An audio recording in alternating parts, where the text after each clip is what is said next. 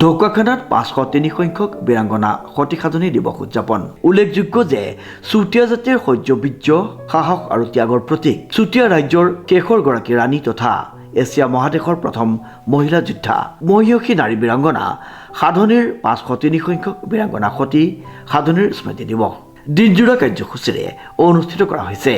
সমগ্ৰ ৰাজ্যজুৰি শ্ৰদ্ধাৰে স্মৰণ কৰিছে বীৰাংগনাগৰাকীক। 503 সংখ্যক বীৰাংগনা সতী সাধনী দিৱস আমি অসম চৰকাৰৰ সাংস্কৃতিক মন্ত্ৰালয়ৰ উদ্যোগত সদস্যতা জাতীয় সন্মিলন অসমৰ সহযোগত জিলা প্ৰশাসনৰ সহযোগত তথা ঢকুৱাখানা জিলা চুতীয়া জাতীয় সন্মিলনৰ আতিথ্যত আমি দুদিনীয়া বৰ্ণাঢ্য কাৰ্যসূচী অনুষ্ঠিত কৰিছোঁ। কালিৰ পৰা আমাৰ কাৰ্যসূচী চলি আছে আৰু আজি যিহেতু বীৰাংগনা সতী সাধনী দিৱস, আমি এই পবিত্ৰ ক্ষণত আমি সেইগৰাকী বীৰাংগনাক শ্ৰদ্ধাৰে সোঁৱৰিছোঁ, যিগৰাকী বীৰাংগনাই জাতীয় স্বাভিমান ৰাখিবৰ কাৰণে নিজে আত্মবলিদান দিছিল। গতিকে তেখেতক আমি শ্ৰদ্ধাৰে সোঁৱৰিছোঁ।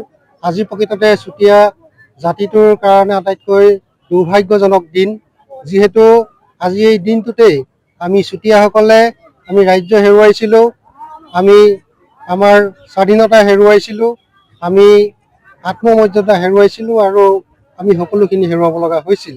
কিন্তু এগৰাকী মাতৃয়ে, আই মাতৃয়ে আমাৰ জাতিটোৰ স্বাভিমান ৰাখিবৰ কাৰণে তেওঁ অপাৰ চেষ্টা কৰিছিল আৰু সেইগৰাকী আইক আজিৰ দিনটোত জাতিটোৰ সমূহ জিলাতে সমগ্ৰ চুতীয়া জাতিৰ ৰাইজে তেখেতক শ্ৰদ্ধাৰে স্মৰণ কৰিছে।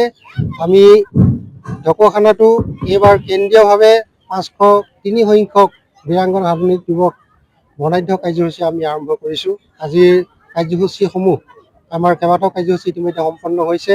খন্তেক সময়ৰ পাছতে সাংস্কৃতিক শোভাযাত্ৰা আৰম্ভ হ'ব। এতিয়া বৰ্তমান দেওকোবেৰ সকাম চলি আছে, গতিকে সাংস্কৃতিক শোভাযাত্ৰাৰ পাছতে আমাৰ মূল সভা আৰম্ভ হ'ব আৰু আমি আশা ৰাখিছোঁ এই দুয়োটা অনুষ্ঠানে খুব সুন্দৰভাৱে সফল হ'ব। উল্লেখযোগ্য যে অসম চৰকাৰৰ সাংস্কৃতিক সঞ্চালকালয়ৰ উদ্যোগত সদৌ চুতীয়া জাতি সন্মিলন অসম তথা চুতীয়া জনগোষ্ঠীৰ অন্য ভাতৃ ভগ্নীসমূহৰ সহযোগত 503 সংখ্যক বীৰাংগনা সতী সাধনী দিৱসটি ঢকুৱাখানা জিলা চুতীয়া জাতি সন্মিলনৰ আতিথ্যত অনুষ্ঠিত কৰা হৈছে। ঢকুৱাখানা ৰাজহুৱা খেলপথাৰৰ লক্ষীনাৰায়ণ ক্ষেত্ৰত অনুষ্ঠিত হোৱা সাধনী দিৱসৰ উপলক্ষে সাধনী প্ৰতিচ্ছবিত মাল্যাৰ্পণ, দেওকোবেৰ সভা আৰু বাৰেৰহণীয়া সাংস্কৃতিক শোভাযাত্ৰা বাহিৰ কৰা হয়।